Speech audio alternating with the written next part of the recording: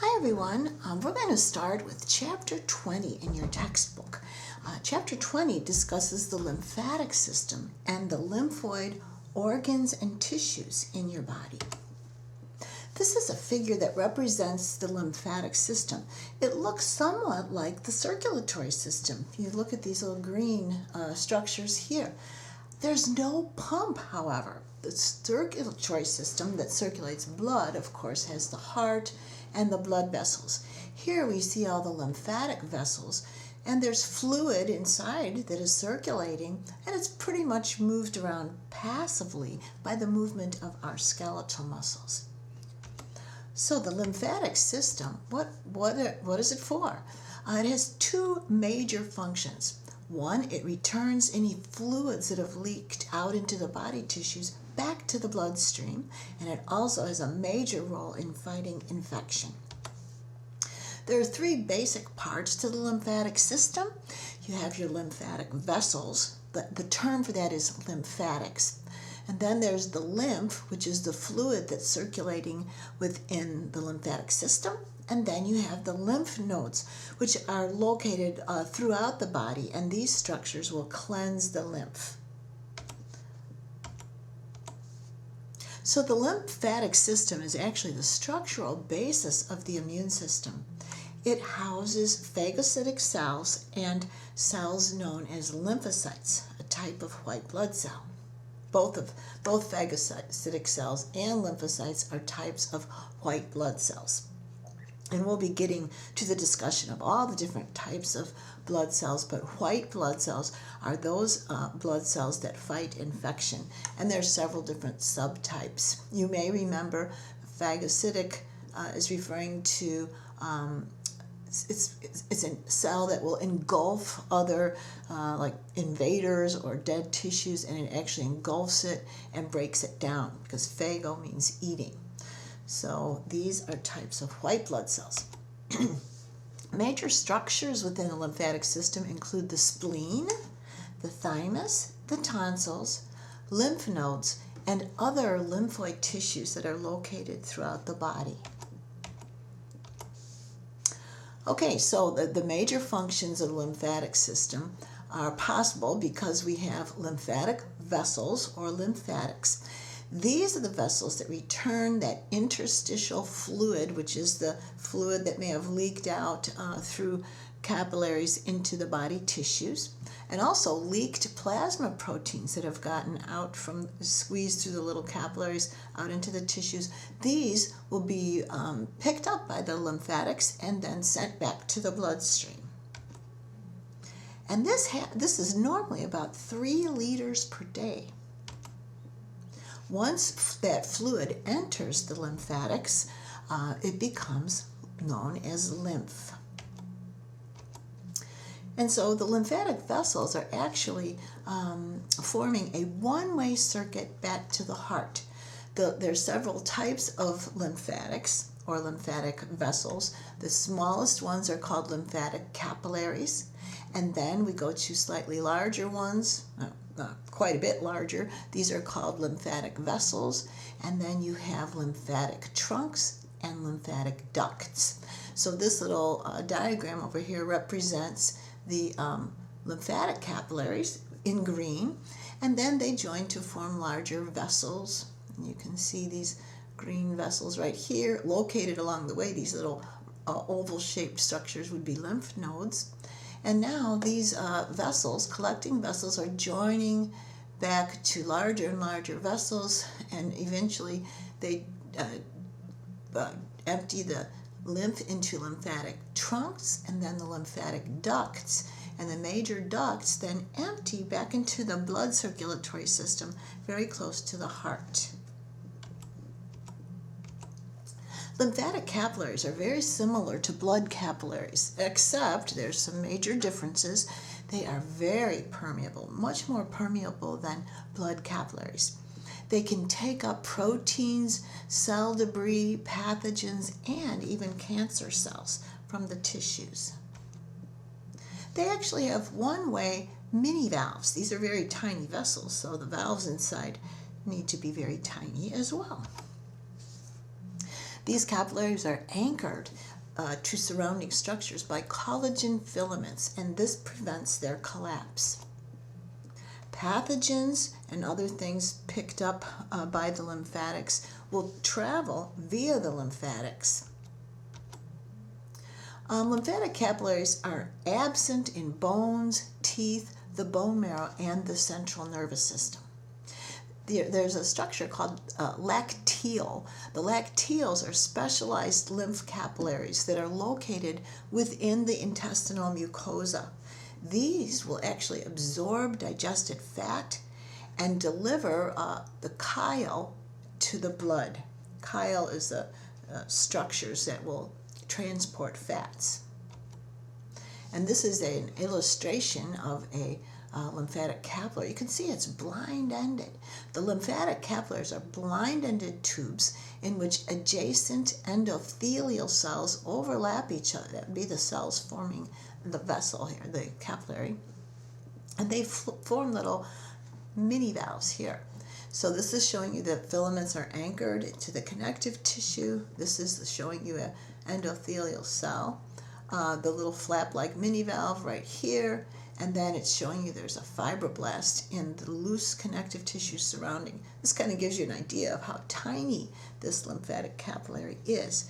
But unlike the blood capillaries, these are blind-ended. We are going to be talking about the circulatory system very soon, and we will be describing the blood capillaries that form actually what we call capillary beds. But for now, just keep in mind these little lymphatic capillaries are teeny, we call this blind-ended, where it just forms a little structure like that. The lymphatic collecting vessels are similar to veins in the blood circulatory system, except that the walls are much thinner and there's many more internal valves. In the skin, these travel with the superficial veins. The deep lymphatic vessels travel with the arteries. These vessels empty into trunks, which empty into one of the two major lymphatic ducts. There's only two of these again, lymphatic ducts, the right lymphatic duct and then the thoracic duct that travels with, through a structure that they call the cisterna chyli. Each of these ducts empties into venous circulation. It joins to, one of them joins to at the junction of the internal jugular and the subclavian veins, and the next figure is going to show you that. Okay, so if we look at this, we can see all of these lymphatic vessels here are the lymphatics, and they will join to one of the two major ducts that will end up emptying the lymph back into the circulatory system. So it's showing you over here the entrance of the right lymphatic duct into the vein here, and then you can see there's another area where you have the entrance of the, right over here, this is the entrance of the thoracic duct into the vein. So you've got the right lymphatic duct and then what they call the thoracic duct. And this is a close-up here, so you can see it actually better.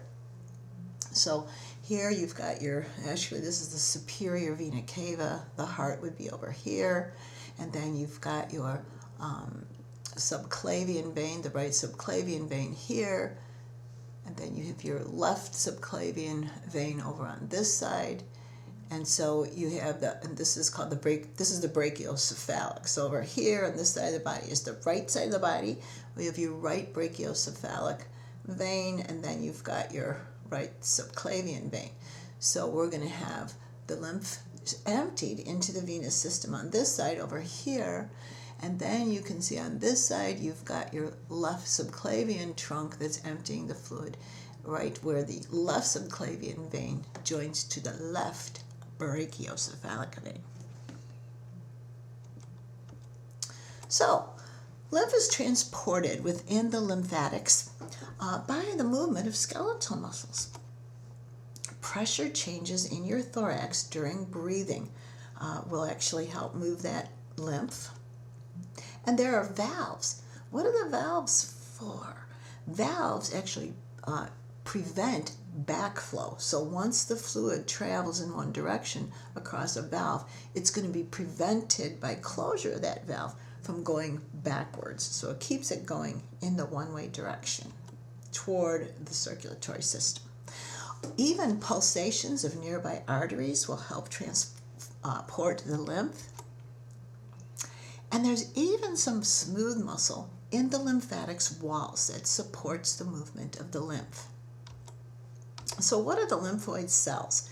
The major cell in the lymphatic system is the lymphocyte. And this really makes sense. The lympho refers to the lymphatic system and everything associated with it. So these are a type of white blood cell. We'll be talking more about them later. These are the main warriors of the immune system. There's two major branches. Lymphocytes will mature into T cells or T lymphocytes, or B cells or B lymphocytes. And there's several subtypes, which we'll be talking about later. T cell, and we're just going, instead of calling them T lymphocytes, we'll just call them T cells. And instead of B lymphocytes, we call them B cells, just to keep it a little shorter. So T cells and B cells protect against antigen. An antigen is anything that enters the body that the body perceives as foreign. T cells form what we call the cell-mediated response, and B cells form what we call the antibody or humorally mediated response. Other lymphoid cells include macrophages and what we call dendritic cells. These are also cells that are designed to fight infection. There's also some reticular cells. These reticular cells form the stroma, and stroma refers to the support structures that give, make sure that these structures keep their shape and stay where they're supposed to be. And so here we've got a figure that shows you a macrophage. This is an electron micrograph, so you know that they're not just making this up. We've actually seen images of macrophages. These are lymphocytes here. This would actually be within a lymph node, so it's showing you all the things that are located in there, or many of them. This would be toward the center of the lymph node because the center is called the medulla, and so a space is called a sinus. So a medullary sinus is a little space in the center of a lymph node. Here's a reticular fiber. You may remember, I hope, from Biology 263, ANP1, we talked about the various types of connective tissue. And you had reticular connective tissue, and that is actually a connective tissue proper. It forms the structures of lymph nodes. Here's some other reticular fibers on reticular cells that are on the reticular fibers, etc.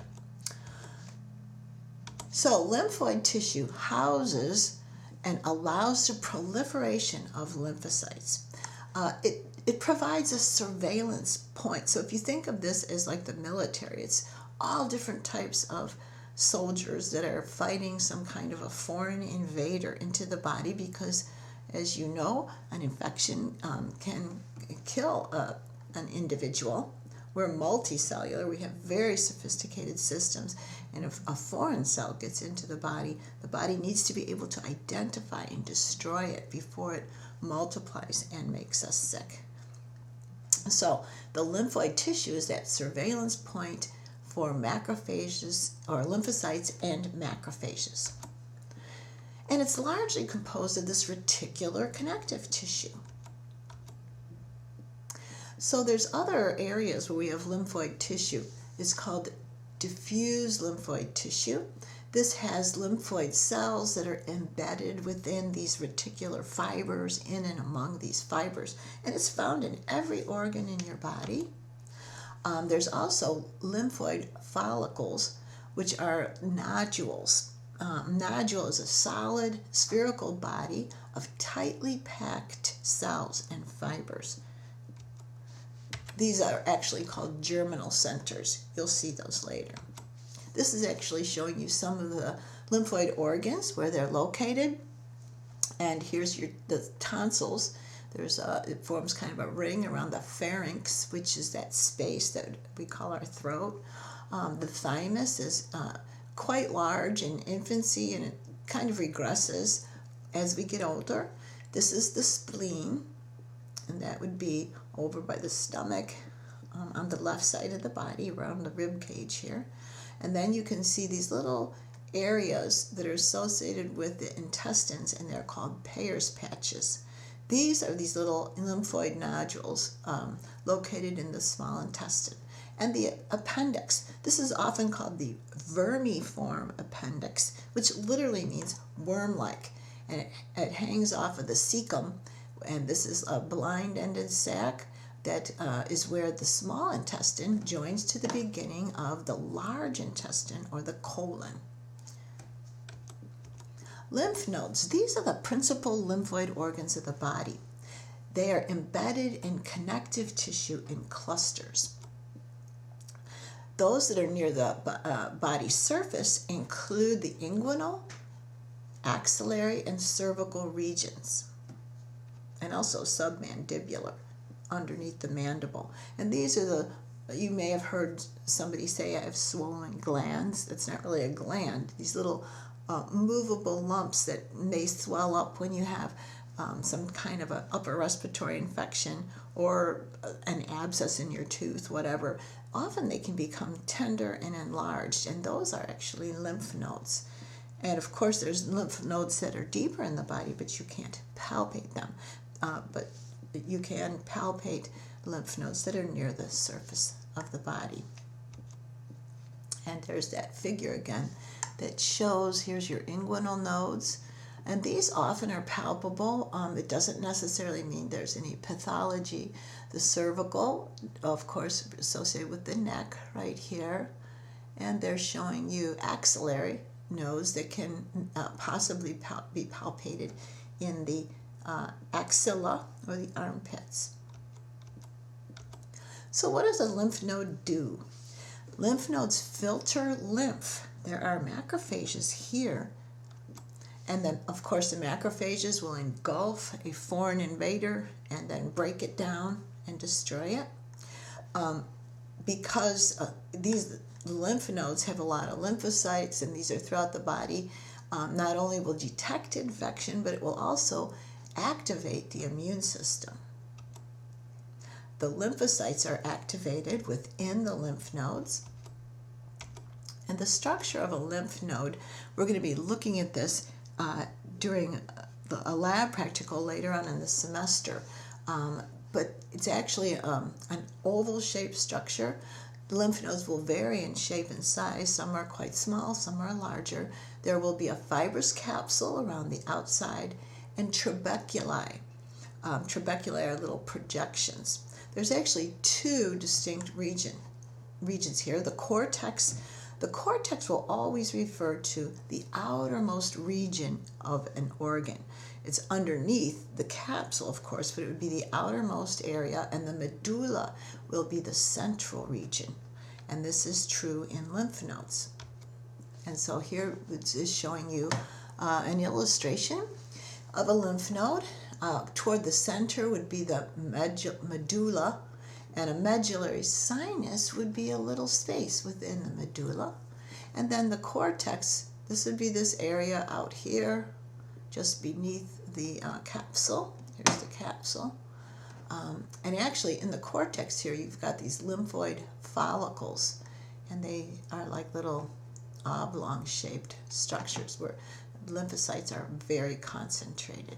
You can see the lymphatic vessels. The afferent is where the fluid comes in, and efferent is where the fluid goes out. The lymph is the fluid, and it will be filtered within the lymph node. Keep in mind, A comes before E in the alphabet, so afferent is when the fluid comes to the lymph node, and efferent is where the fluid leaves from the lymph node. And this is actually a photomicrograph of part of a lymph node. And we'll be looking at this later under the microscope. We have prepared slides of the lymph nodes. And here is the capsule.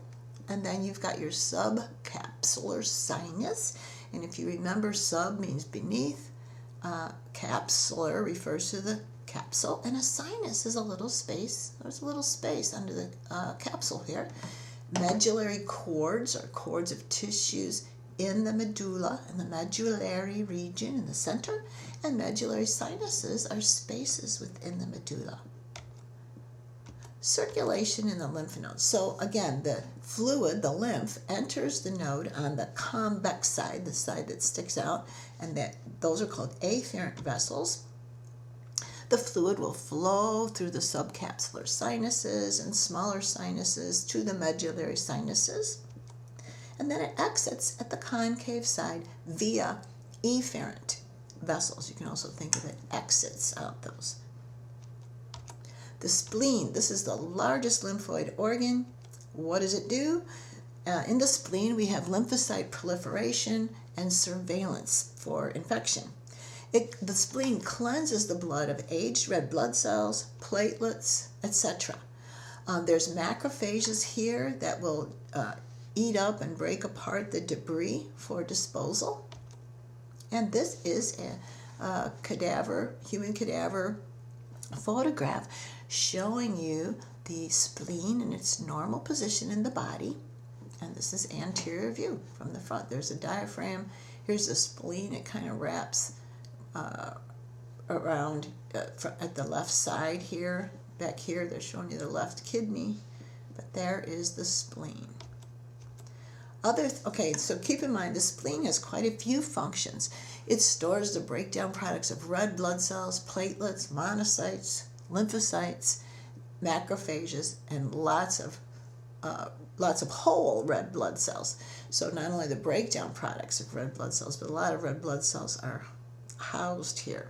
Extra red blood cells. If the body has a need for more red blood cells, it can call on the spleen to release some of those.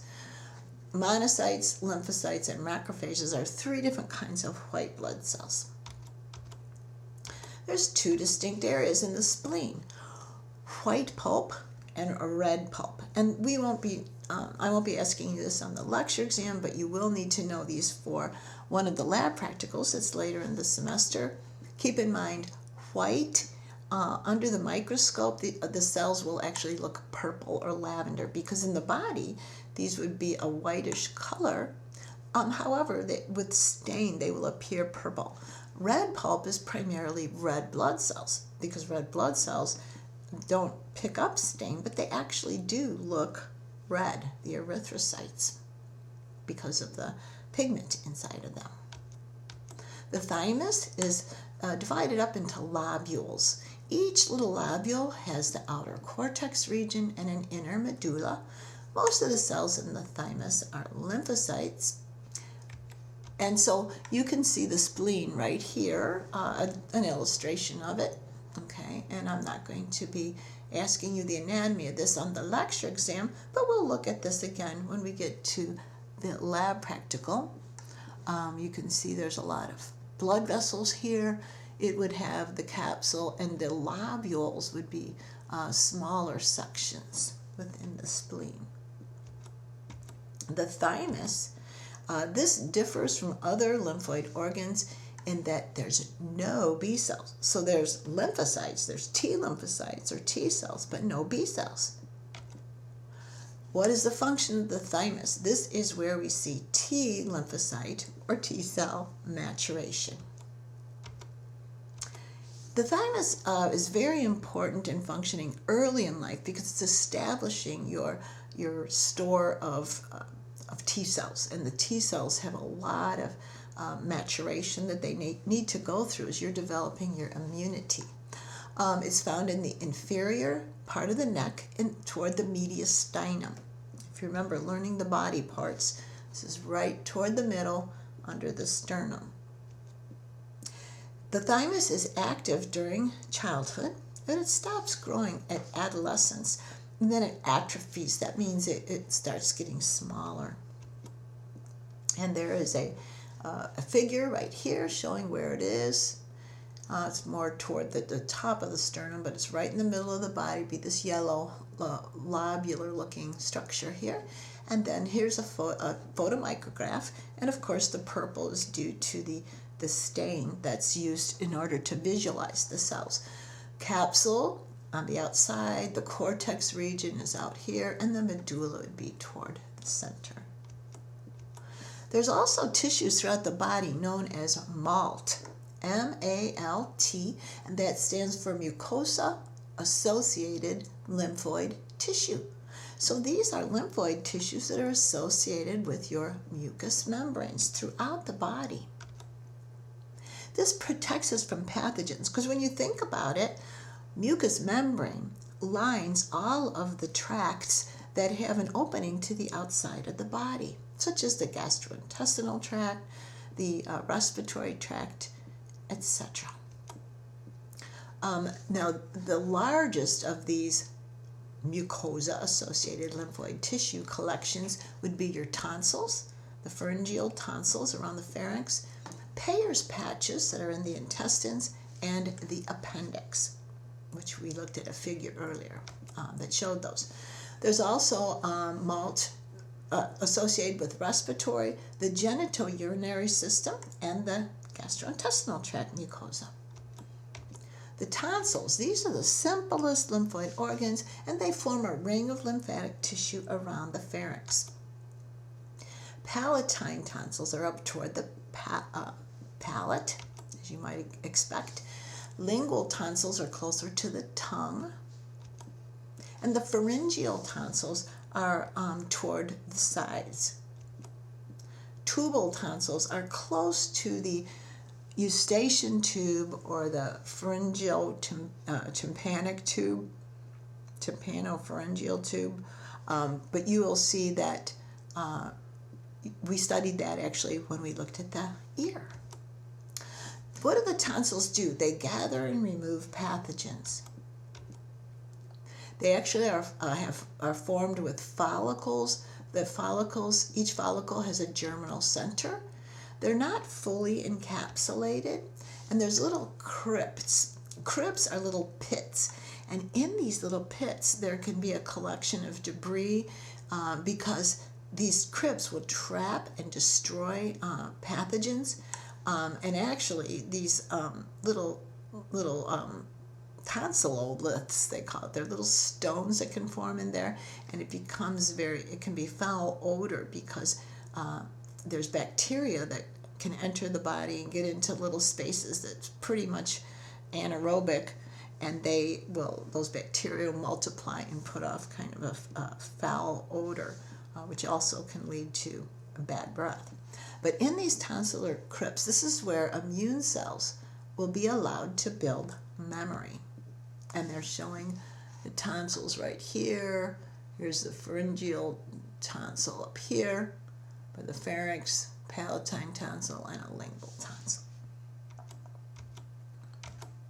Peyer's patches are found throughout the intestinal tract, and the appendix is, again, I showed you with that one figure, it's at the inferior to the cecum on the large intestine. What do? They are there to destroy bacteria and form memory with lymphocytes. So if a pathogen is encountered, it will actually allow cells to form a memory of that, so that if the body encounters that same pathogen, it will already have a strategy in order to fight and destroy the pathogen before it makes you sick. And this is actually a photomicrograph showing you Peyer's patches, and we'll be looking at these later on in the semester when we get to the structures in the gastrointestinal tract. And actually you see some of the lymphatic tissue here known as Peyer's patches. That's a cross-section of an part of the intestine. In the small intestine, actually the last portion of the small intestine before it joins to the large intestine is called the ileum. And the ileum has lots of these Peyer's patches located within its wall. So the lumen, or the space, would be right here where the food goes through, and then, or the material that was your food. And then out here we have the smooth muscle, and then the serosa on the outside, which is the membrane on the outside. And this area here is where you find those Peyer's patches. And that's the end. Have a great day. See you with the next chapter.